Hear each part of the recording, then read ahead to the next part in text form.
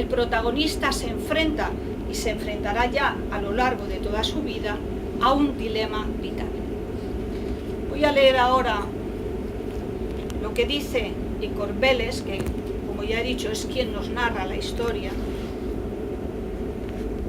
lo que él explica en un momento, ya en su edad adulta, pero ya en un momento de un contexto bélico, en que tiene, digamos, una especie de visión onírica, ¿no?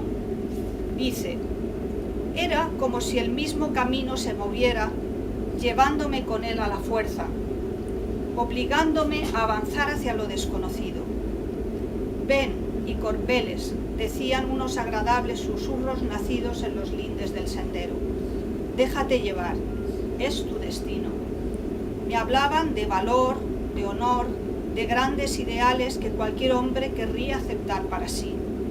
¿Quién sería capaz de ignorar tan dulces cantos?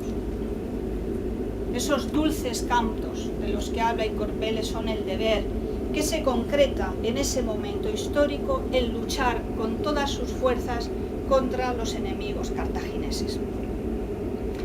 Al deber ser que le impone su cultura y las presiones de su entorno, Corbelles opone su querer ser él mismo.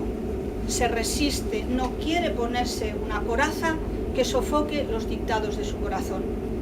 Sin embargo, las circunstancias que rodean su vida lo colocan continuamente en la necesidad perentoria de elegir entre el deber y el amor. El amor está muy presente en esta historia desde el inicio, casi diría que constituye uno de los ejes de la novela, si no el eje central. Son amores, desde luego, en conflicto. Por una parte, el amor a la familia y a su pueblo, vinculados a ese deber, a esa misión de salvar a su pueblo de los enemigos.